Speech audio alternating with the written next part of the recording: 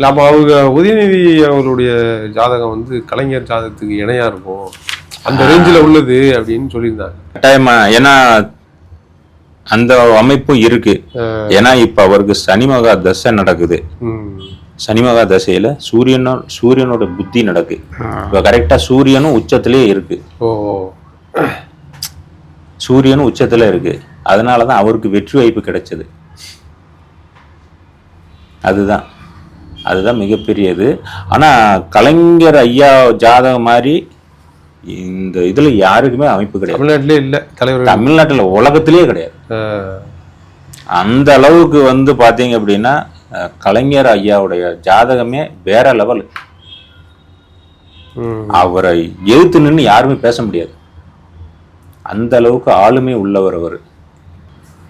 அதான் உதயநிதி அவர்களுடைய எதிர்காலம் எப்படி இருக்கும், அந்த அவங்க அடுத்த கட்டம் திமுகவினுடைய அடுத்த கட்ட தலைவர் அவர் தான். இப்போ அவருக்கு வந்து நல்லா இருக்கு. உதயநிதி அவருக்கு வந்து இப்ப காலகட்டங்கள் நல்லா இருக்கு. நல்லா இருக்க போய் தான் அவரு இத்தனை பேர் மத்தியில வந்திருக்காரு உள்ள. அதுவே பெரிய ஒரு வெற்றி தான். ஆமா, 31 அமைச்சர்கள் காலியில அவங்க இதுல அப்பவுமே ஜெயிச்சிருக்காப்புல, பெரிய விஷயம் தான். ஏன்னா இப்போ அவருக்கு வந்து சூரியனுடைய புத்தி தான் நடக்குது. அதுவும் 10ஆம் இடத்துல தொழில் ஸ்தானத்துல நடக்குது.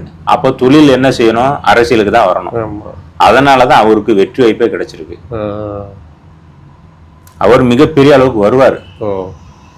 அவங்க தாத்தா அளவுக்கு வர்றாரோ இல்லையோ, அவருக்குன்னு ஒரு செல்வ கட்டாயமா உண்டு. அரசியல்ல அவருக்குன்னு ஒரு இது உண்டு. அந்த சொல்லும்போது பார்த்தோம்னா இறக்க குணம் உள்ளவர். இறக்க குணம் உள்ளவர். அது நமக்கு இந்த சில ஜாதகம் பார்க்கும்போதே தெரியும், இவங்க எப்படி, இவங்களோட குணாதிசயங்கள் எப்படி என்னங்கிறது பார்க்கும்போதே நமக்கு தெரியும். நல்ல ஈகை கொடுக்கக்கூடிய மனசுக்காரர் தான். உதவின்னு போய் கேட்டீங்கன்னா செய்யக்கூடியவர் தான். முதல்வரா வந்தா எம்ஜிஆர் அளவுக்கு வருவாருன்றீங்க. எம்ஜிஆர் அவருக்கு உண்டான இதை அவர் கட்டாயமா செய்வார். அவருக்கு உண்டானதை கட்டாயமா அவர் செய்வார். அந்த அளவுக்கு அவர்கிட்ட ஒரு நல்ல மனதை இருக்கு.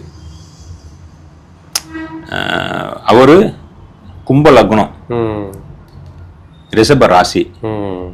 அதாவது அறிவு புத்தி சொல்றேன் பார்த்தீங்களா இல்லையா, அது அந்த ஞானமெல்லாம் அவருக்கு நிறையவே உண்டு. அது அந்த செய்யக்கூடிய தன்மைகள் இருக்குல்ல, அப்போ நமக்கு வந்து நல்ல ஒரு ஞானம் இருந்தால் தான் செய்யக்கூடிய தன்மைகள் நமக்கு நல்லதாக வரும். அந்த விஷயத்தில் பார்த்தீங்க அப்படின்னா நீங்கள் ஒரு உதவின்னு போய் கேட்டீங்கன்னா கட்டாயமாக அவர் செய்வார்.